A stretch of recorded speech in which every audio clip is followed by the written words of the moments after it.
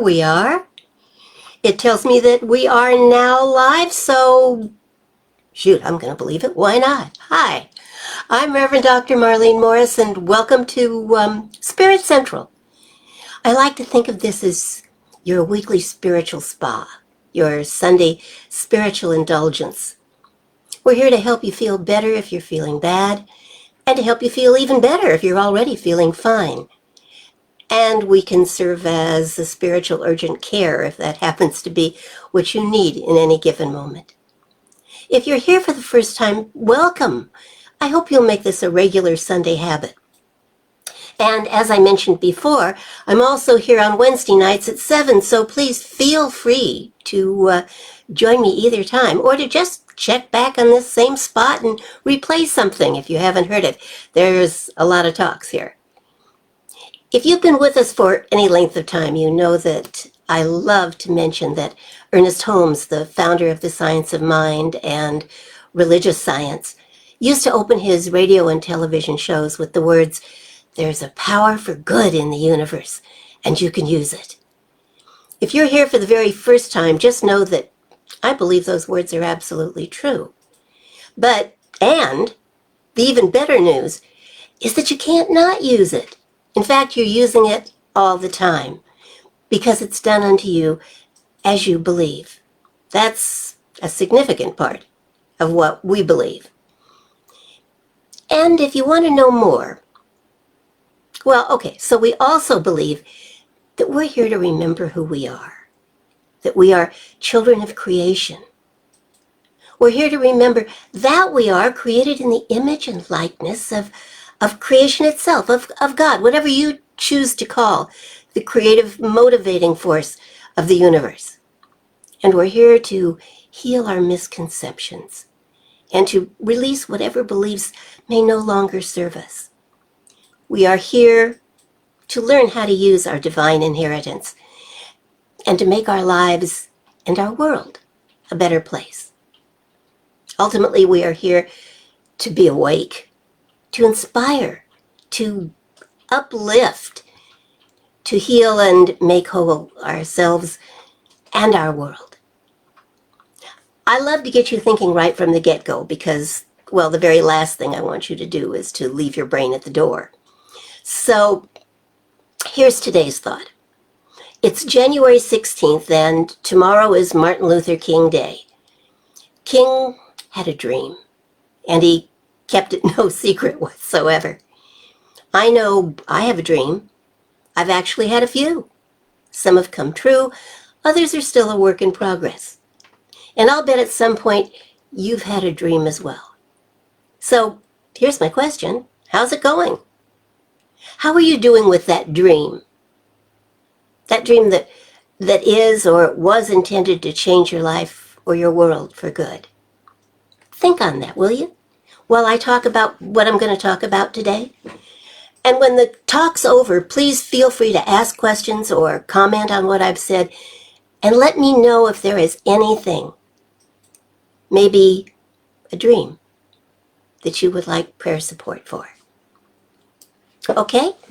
So I'm going to chat, and I hope you're going to listen, and we'll just kind of go from there, shall we? You know, it's a fact, I suppose, sad fact, that a lot of plans and hopes and dreams have been put on hold for the last 2 years. A lot of people have worked for causes and on projects that really could make their world, our world, a better place, only to be disappointed or detoured by the circumstances in which the world has found itself. Plans have been made and remade, and some finally scuttled.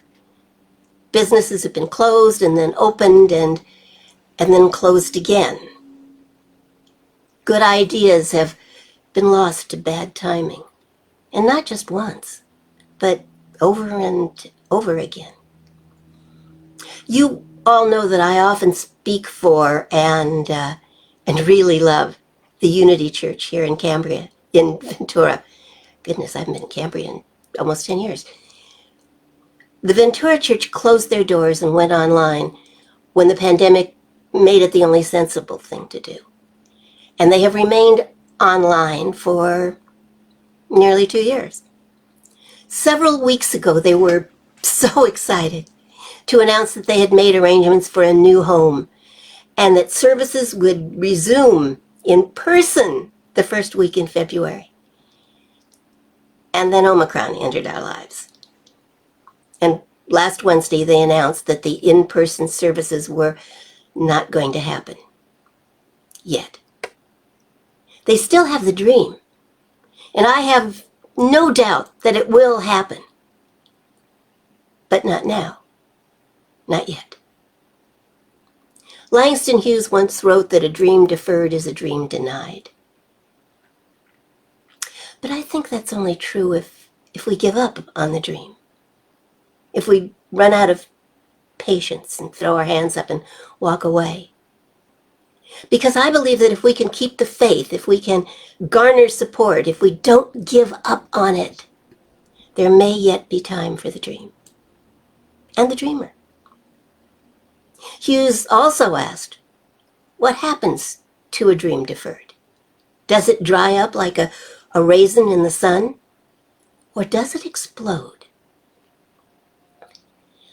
I think the answer depends on the faith and the strength and the inspiration in the heart of the dreamer.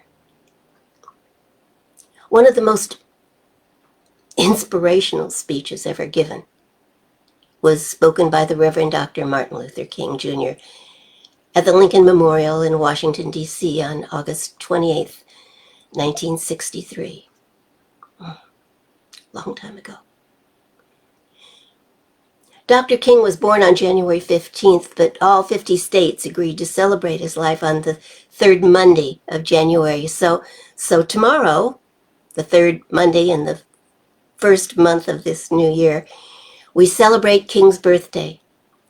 And I know that we will more than once hear someone recall or quote that famous speech, that famous "I have a dream" speech. And rightfully so. It's powerful, inspirational, motivational. It's a speech that can still move hearts and minds more than half a century after it was first delivered. King had a dream, and he said yes to it. More than that, he dedicated his life to it. He listened to that still small voice within him, which I suspect over the years became a very loud, booming voice. And he had a vision of the way things might be, could be, should be. A vision, incidentally, that was not popular with everyone, but which he knew must come to pass. And although the current Black Lives Matter movement tells us that there is still much more work to be done, in many ways, because of Dr. King, there has been progress. I'm not going to talk a lot about Dr. King tonight. You'll hear plenty of that tomorrow. If you just tune in and listen, and I encourage you to listen, because his life is an inspiration, you'll learn more. What I'd like to talk to you about today is a bit more personal. What I'd like to talk to you about is dreaming and allowing yourself to support the dream within you. Because if you're still here, God isn't done with you yet. And somewhere within you is a dream waiting to be lived. We forget that, don't we? So my question for you today is, what's it going to take to make that happen? And how can I support you in doing that? Where did the dream go? Maybe it got put on a shelf. Years ago, for whatever reasons, perhaps you just said later, or not now, or for whatever reasons it made sense to you then, but which have not been reconsidered in the light of today's world, the world you actually live in,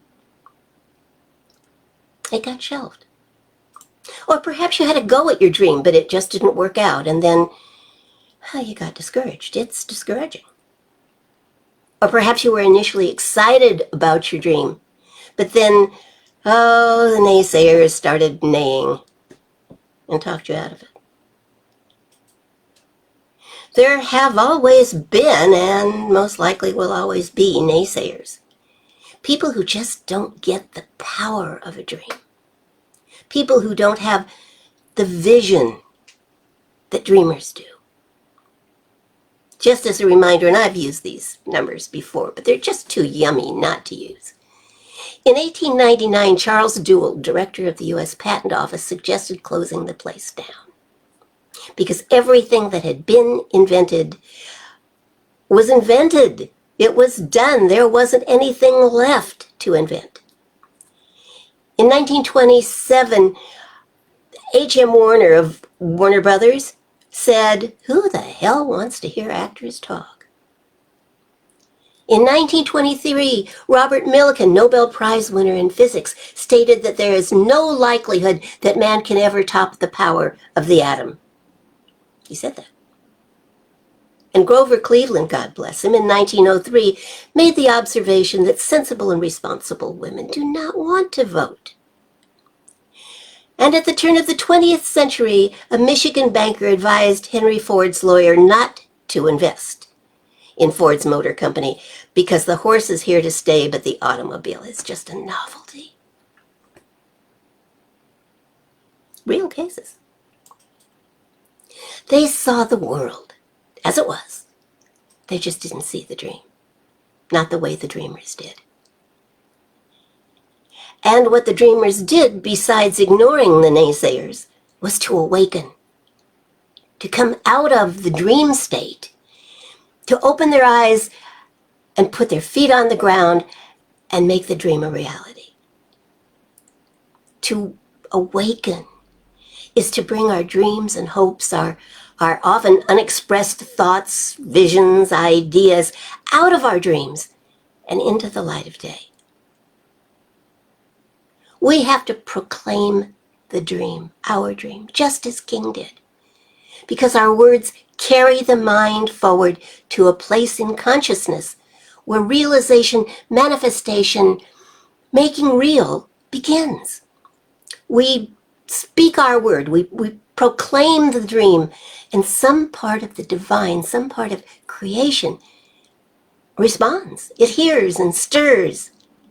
And the greater our proclamation, the greater our inner realization of the truth of the dream, the greater the response will be in the world.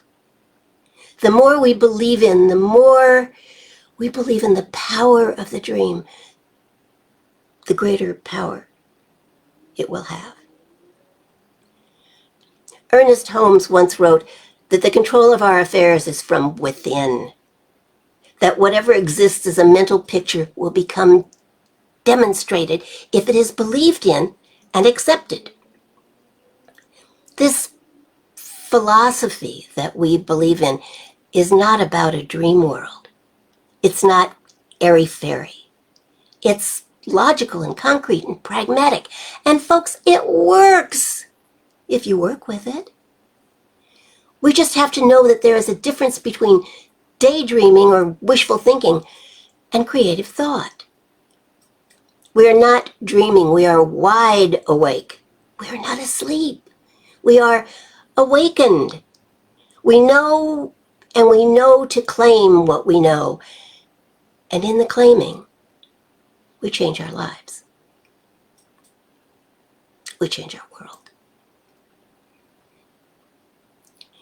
The hope of destiny, both our own and that of our world, is latent in our dreams. But we must then awaken to the realization that already supporting the dream as it is dreamed is a divine partnership. a partnership between the visible and the invisible, between the dreamer and the creator, between creation itself and the individual through whom creation works. We must know that the dream comes complete.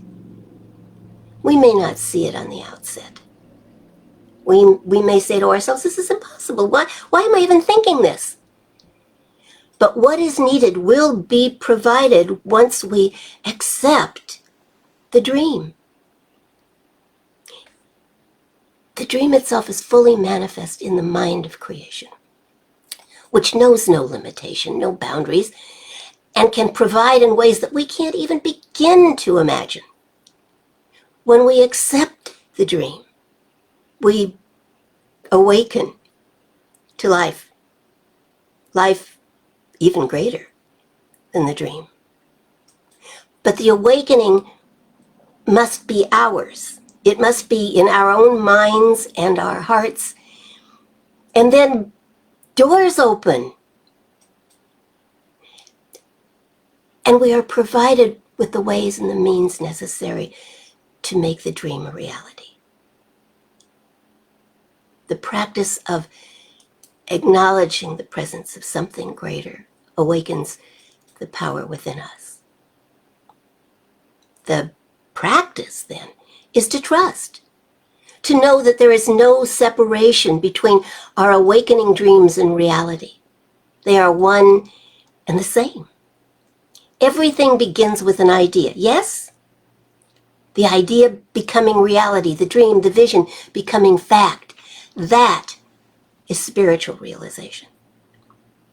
There is no separation between creation and creator, and there is no separation between creator and you. The dream can be real. It was meant to be real. But you have to believe in it. That's your part. And more, you have to move forward. You have to speak and act and live as if the dream in your heart is already a reality in your world. No matter what the naysayers may say, or what the appearances may be. To hold your thoughts steadfastly to the constructive, to the creative, to that which endures. It's not always easy in this rapidly changing world. But if you do, if you hold on, if you believe, the world will change in ways that you never could have predicted. The essence of the power of prayer, constructive, affirmative prayer, not begging God, which suggests that you really don't think it's going to happen, but affirmative prayer, stating your dream as a reality, is an inner realization, an inner awakening to the presence of creation that is, in fact, within and all around you. It is the hope of heaven. It is the voice of God within you proclaiming this dream is real. And the dream is real. Because spirit is that which thou art, and thou art that which spirit is. Martin Luther King stood on the steps of the Lincoln Memorial in front of the world and proclaimed his dream. An outrageous dream, an impossible dream. A proclamation which to the most of the world seemed seriously impossible. I have a dream, he said, loud and clear, proud to proclaim it. It is a dream deeply rooted in the American dream. I have a dream that one day this nation will rise up and live out the true meaning of its creed, that we hold these truths to be self-evident, that all men are created equal. I have a dream, he went on to say, that one day on the red hills of Georgia, the sons of former slaves and the sons of former slave owners will be able to sit down together at the table of brotherhood. I have a dream that my 4 little children will one day live in a nation where they will not be judged by the color of their skin, but by the content of their character. This is my dream. And this is the faith I take with me With this faith, we will be able to hew out of the mountain of despair a stone of hope. And he believed that stone would be enough. With this faith, he said, we will be able to transform the jangling discords of our nation into a beautiful symphony of brotherhood. With this faith, we will be able to work together, to pray together, to struggle together, to go to jail together, and to stand up for freedom together, knowing that we will be free one day. I have a dream, he said, that one day black and white children will walk together hand in hand. And true to his calling, he called upon Isaiah 44. Every valley shall be exalted, and every hill and mountain shall be made low. The rough places will be made plain, and the crooked places will be made straight. And the glory of the Lord shall be revealed, and all flesh shall see it together.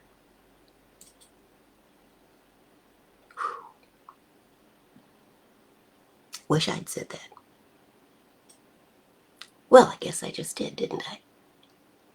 Let us join with King and proclaim, I have a dream. Say it to yourself. I have a dream. And the dream is real. And although I may be the only one to see it now, there will come a day when we will all see it together. For this is the faith I take with me. The faith that God and I are truly one. That my dream and the dream of the Creator within me are one. That the Spirit of creation speaks in me, as me, through me. God is with me. And I am in God and God in me. And that the dream in my heart is, in fact, the dream of God. The faith that with God, I am never without God. All things are possible.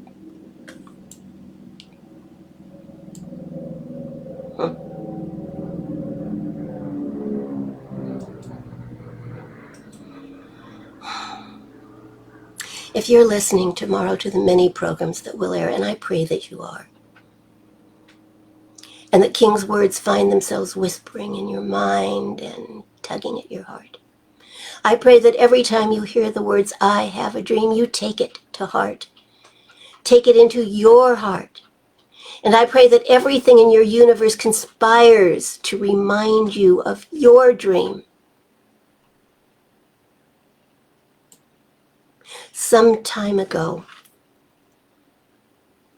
a year ago, Sunday, January 17th, 1 year ago, the daily word from Unity magazines was dream. And it said this: some of the most audacious, bold, history-making events began as dreams.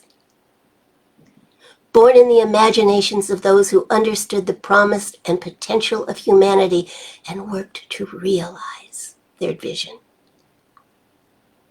Even if my dreams do not change the world, they have the power to change my life. Today I remember those whose dreams were fueled by their hard work, faith, and determination. I look to their example when my dreams feel far away and I'm running low on hope. I rekindle my dreams through my imagination, which keeps them vivid. My strength helps me remain committed to their realization, and my zeal renews my enthusiasm to work toward creating the life and the world of my dreams. That reading was inspired by Joel 2:28. Your sons and your daughters shall prophesy, your old men shall dream dreams, and your young men shall see visions. I pray that each time someone says the word dream, or you see or hear the words, I have a dream, your spirit says, yes, Yes, I have a dream as well. And every time you hear or see or feel the inspiration that was and is the life of Reverend Dr. Martin Luther King Jr., you make a commitment in your heart to proclaim your dream, to claim your dream, and to make it real. The highest honor you can pay to those who have come before is to move forward on your dream, to live your dream until the day when your dream is our reality. Interestingly enough, today's daily word was equally inspiring. So I'd like to share it with you. The word for today is rise. And it says this: throughout time, there have been people who led lives that changed the world forever. Their words and deeds provided hope and inspiration for those who would carry forth their legacies of love, growth, and evolution long after they left this life. Their most powerful contribution, however, was their ability to inspire others to express their own divine purpose. As more and more people reach their highest potential, the whole of humanity ascends. Today, I honor those who have led lives of service, striving for love, truth, and justice. I take steps not just to commemorate their journeys and contributions, but to embark upon my own. I rise, grateful to contribute all that I can to the growth and evolution of humankind. It was inspired by Ezra 10:4, which says, take action, for it is your duty, and we are with you. Be strong and do it. Maybe Nike had a good thought after all. Just do it. May God continue to bless you, and for all of us, may you realize your dream.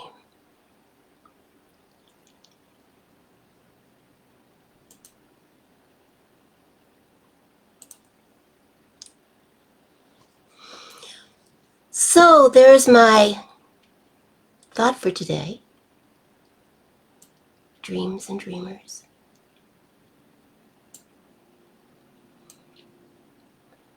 Good day, my friends. So glad you're here.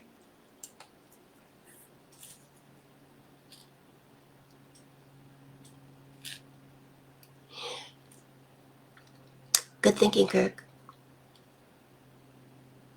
Yeah, they're always there, aren't they? Kind of poking at you. What about me? What about me? And we can wander off for a while and kind of forget about them, or get busy enough that they're way on the back burner, and then something will happen, won't it? Won't it? See, I think if you don't pay attention to the nudges and the prods, after a while, dreams get out a cosmic 2x4 and hit you upside the head. Yeah, Heidi, dreams are coming true. Now what do you do? Right after you panic.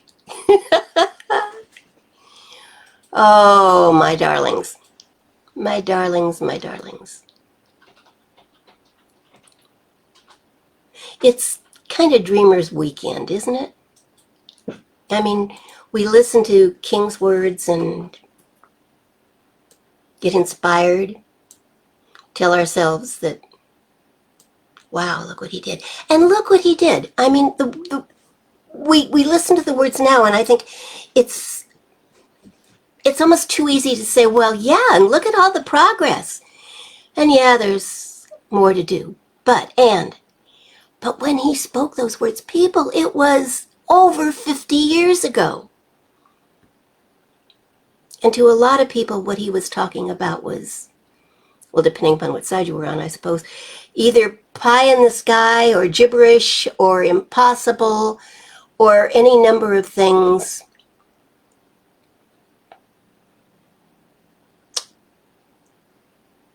That apparently weren't true. Yeah. Good, Deb. Good. Yeah, see, we have to change our minds. We can't change the past, although we can certainly change how we look at it and how we feel about it and how we interpret it.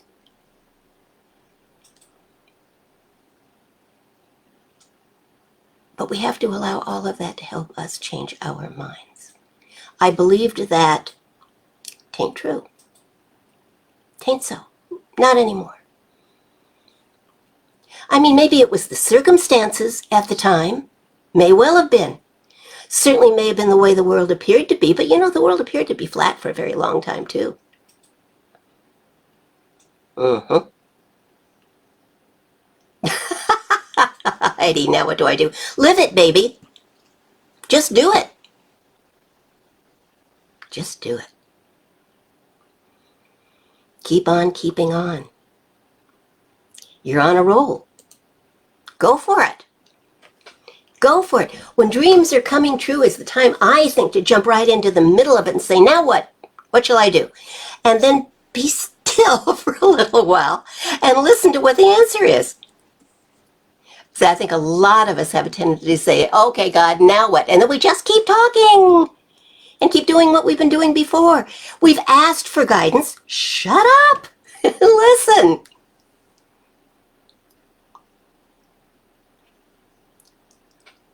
I found myself this morning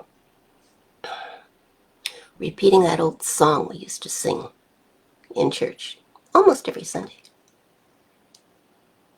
Silently now I wait for thee, waiting, my God, thy will to see.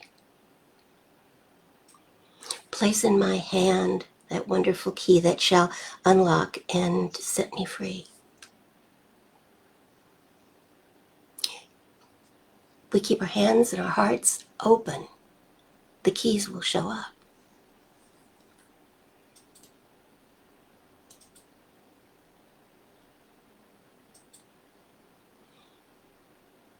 Good girl, Deb. Yeah, feel the fear. Acknowledge it.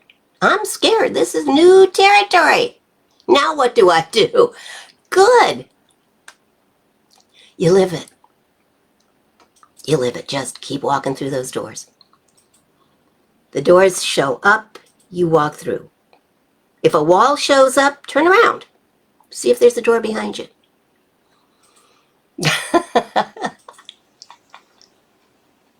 Jennifer says it's an e-ticket. Oh, yeah, it is. Do they still do e-tickets? I don't think they do. I think you just get a pass, don't you? You go on and you go stand in lines and stuff. Ah, those of us old enough to remember e-tickets. Used to save them up. Probably still got some somewhere locked in a drawer just in case I happen to need it. Yeah. You never know. I do actually still have a one-day passport that was given to me 20-some years ago, I think. Honest. And I keep it right here by my desk just in case I should ever need it. One-day passport to Disney World. Complimentary, not for sale. The passport allows you to use the following for one day. Transportation between the Magic Kingdom and Epcot Center, Walt Disney World, Disneyland admission, and Disneyland Park in California. I don't think that there's an expiration on this. I wonder if they'd honor it.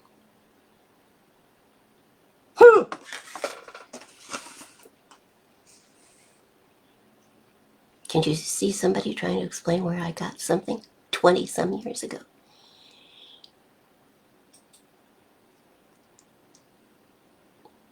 Do they still do that, Heidi? Thank you for that information. Darlene, darling, yes. Hello, sweetheart. I'm so glad you're there. Thank you for joining us.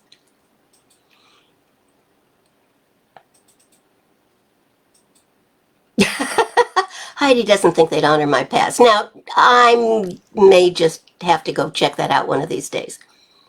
I haven't been to Disneyland in a very long time. I was there right after it opened. Well, within a year or so of its originally opening. And then, of course, went many times when I was young. One of my favorite Disneyland trips was, for those of you who remember e-tickets, you might remember Spin and Marty. Spin was Tim Considine, and Marty was a guy named David Stollery, and I was his date at Disneyland on a New Year's Eve when I was 15, maybe 16. It was terrific. I loved it. Well, I still remember it, and that's been a few years. Anyway, I have been back to Disney since then with my kids, and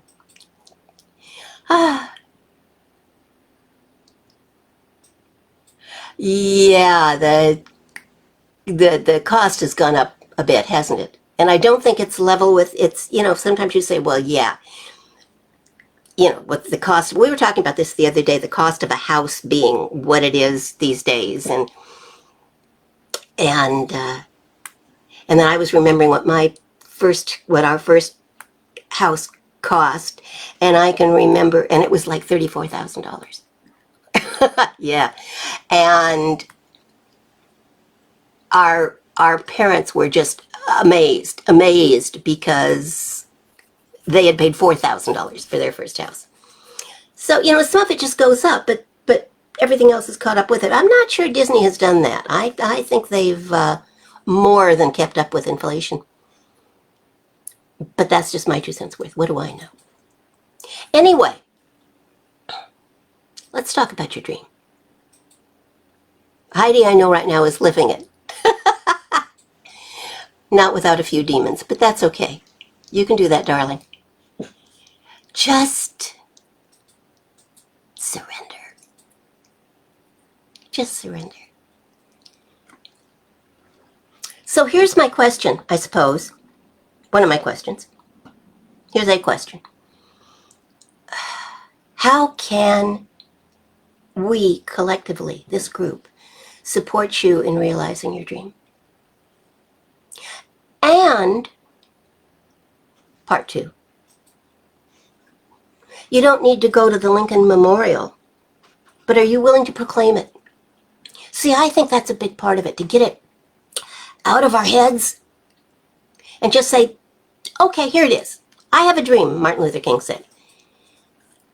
And most of the world said, good luck with that.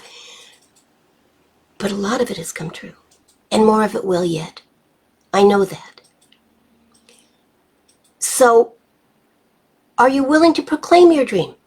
Are you willing to say, here's my dream? And as for the rest of us, there is no commentary on that other than simply to support it. I can see that for you. I'll pray for that for you. Whatever. But no preaching, no sermonizing. That's my job. I get to do that. And I won't either. Are you willing to take a stand?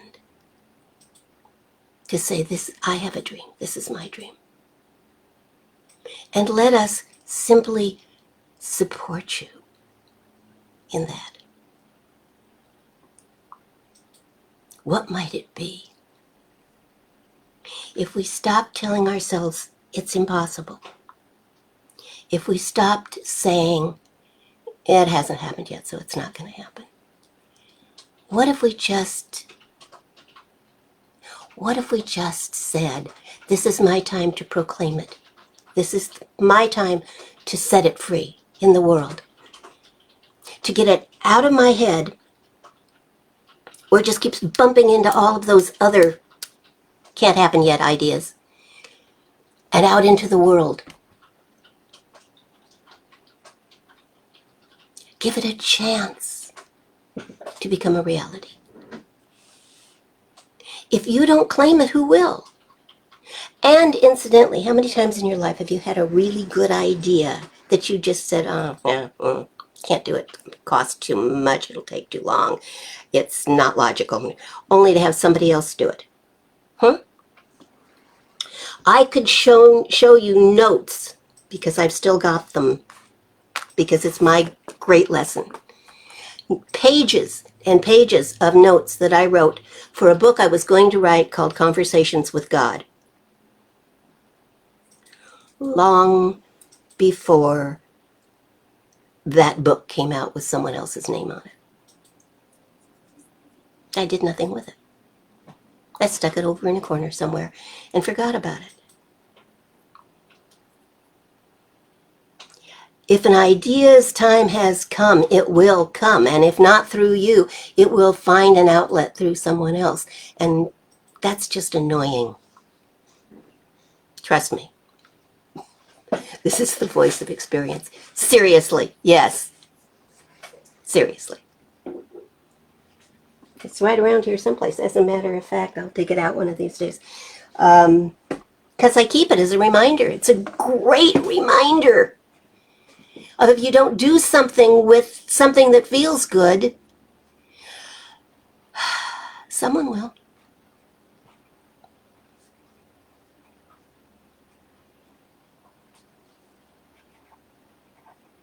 I would be honored, Jennifer, to pray for you for that. I would be honored. You would be excellent at it. And no, it won't necessarily look the way you thought it would once upon a time.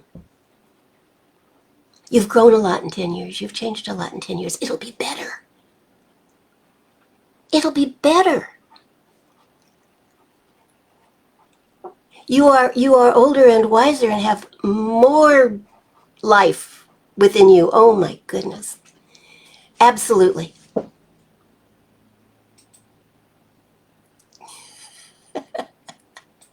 Yes, Kirk.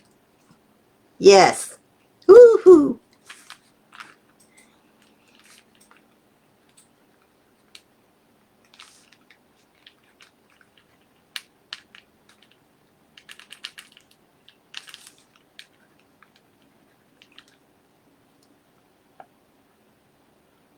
Oh, Jennifer, darling.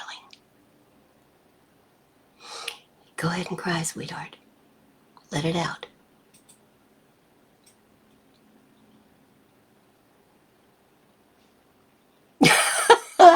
Yes, Heidi. I know.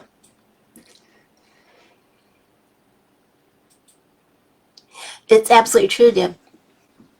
If if you get an idea, know that it is now out there. It's out there, and yeah, get it patented, get it copyrighted. Do what you need to do to protect it, and then move on it. Don't let it die. So you think a lot of times people protect things because they're afraid somebody else is going to get it, and then they don't do anything with it. They sit it over there, and somebody will find a way around that.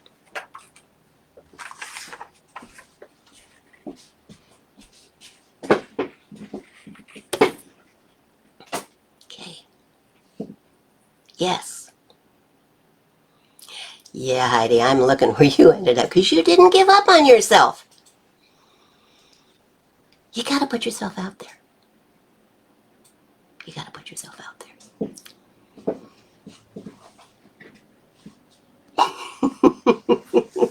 Now, Heidi. Yeah, well, if I start praying. Come on. I'm going to give you a couple more minutes, and then I'm going to start praying, and... Look out. Oh, dear. My reputation. Fasten your seatbelt. Fasten your seatbelts. We can do it. Folks, we can do it. What is it you want? Are you willing to claim it? You have to do that first. But if you are willing to claim it, wow. And why not? Why not?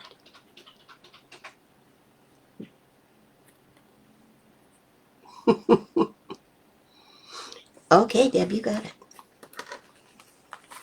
And start thinking of what you're going to do with that. Deb, what are you going to do with it?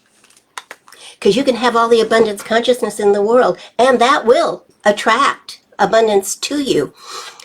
But then what?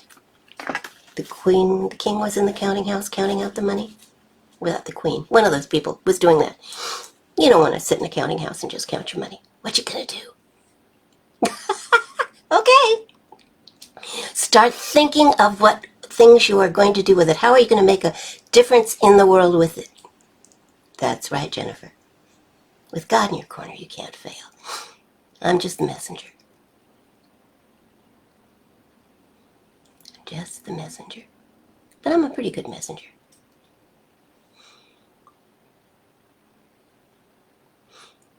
Good, Deb.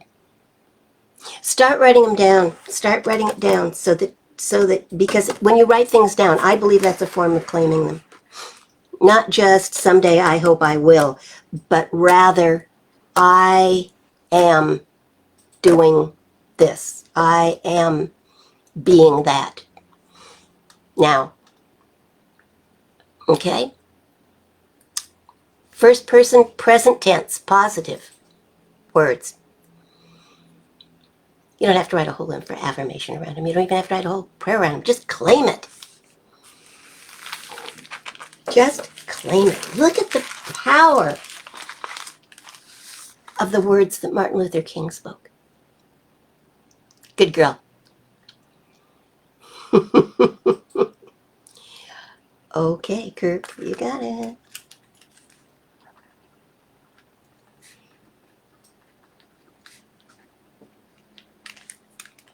Okay.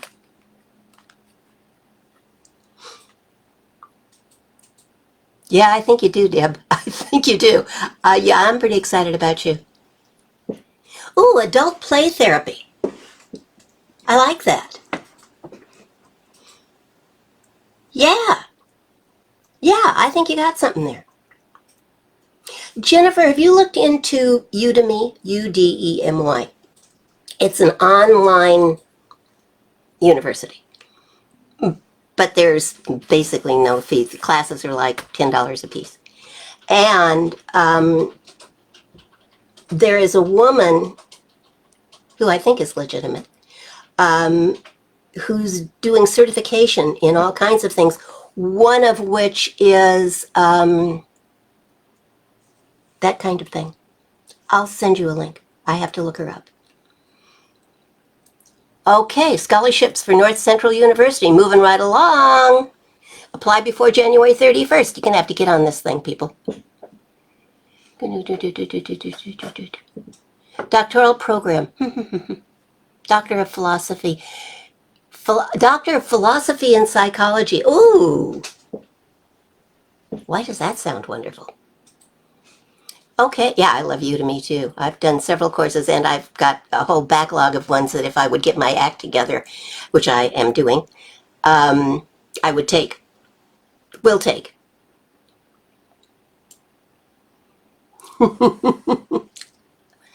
Yeah. Let's get on it, people. Come on. Go, Jennifer. Go, Deb. Go, Heidi. Go, Kirk. Come on, people. Let's just show them, shall we? Let's show them what we can do with the power of prayer. Okay. And on that note, I'm going to pray.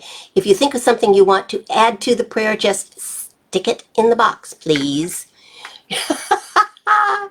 Okay, Heidi. I got you, babe. I've got your back. Better yet, the universe has got your back.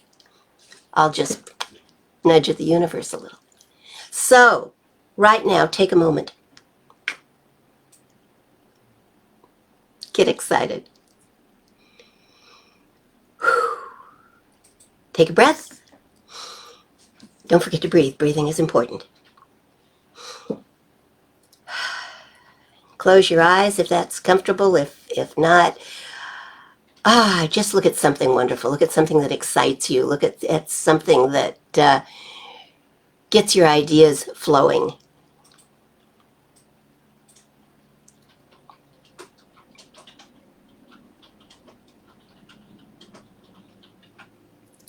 Jennifer, don't give up on that one you've already started working on. Get back and nudge them. Okay? Don't give up. Never give up. Ask them how you can apply what you've done. Okay? All right. Praying time.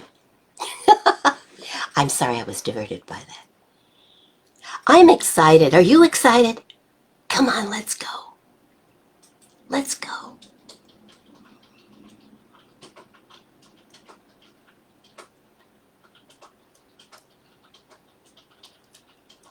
And I speak my word now knowing that God is where I am and that creation speaks in me, through me, as it does through each one of us. And that which we claim, that which we proclaim, becomes reality, because it must. And we will henceforth do absolutely nothing to get in the way of that. So we accept today all kinds, a world of wonderfulness. We accept for Jennifer work as a counselor, a therapist, a coach, whatever speaks to her heart and her mind and gets her doing that work in the world, for which she is richly rewarded and absolutely qualified. We proclaim for Deb not just an abundance consciousness, but the magnetic force that sets up, and the abundance and the prosperity that comes right to her so that she can recycle it back out into the world and make the difference that her heart is calling her to make. We speak for Kirk, that he is the change he wants to make in this world, that he stands up and proclaims it and claims it, and doors fly open. And the most amazing things happen.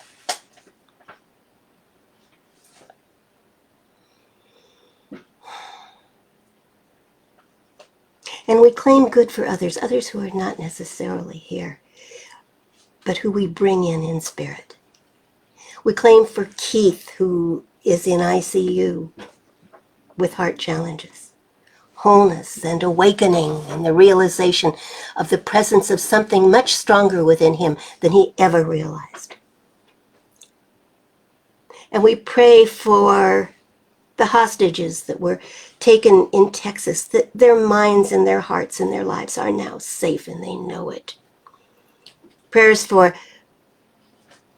the rabbi and the mental health of each of those people, that they are not consumed or changed in any negative way by their experience. That they know that they're whole, perfect, and complete, and that, in fact, they have experienced a miracle, and that inspires and lifts them to make a difference in the world. I know for Anne, divine guidance in the selection of her new companion, that all is well, and the Spirit is behind it all.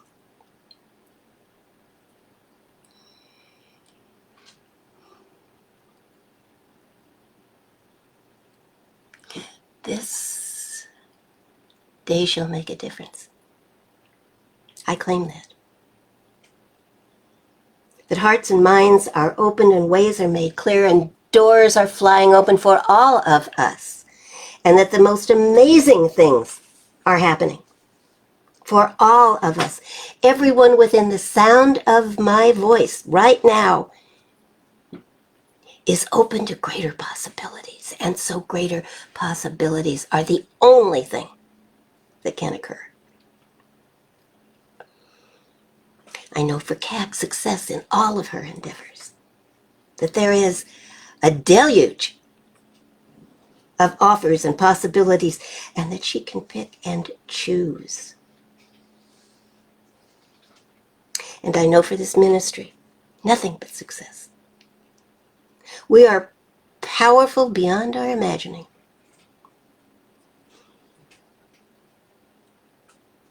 We are a group, a community, a family of spiritual beings. And we are making a difference.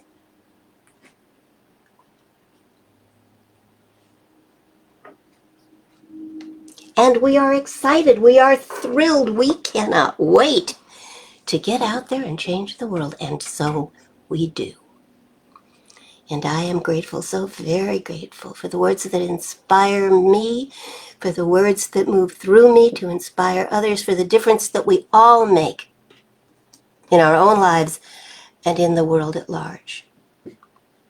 We have changed the world today, and we shall continue to do so. And I am grateful for that, and I let it be so. And so it has to be. Amen.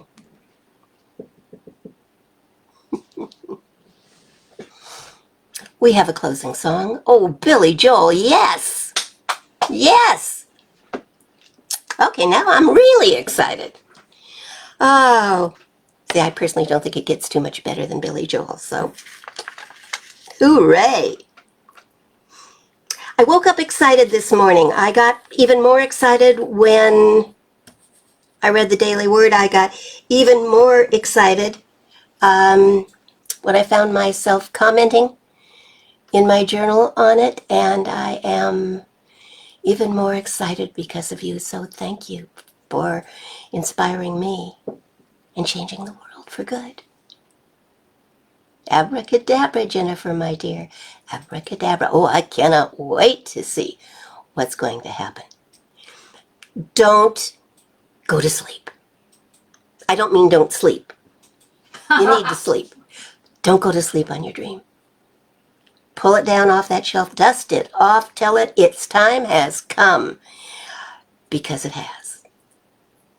I love you all. Thank you for your support. Those of you who are obviously giving to the world. Oh, wow. And for those of you that are about to break through,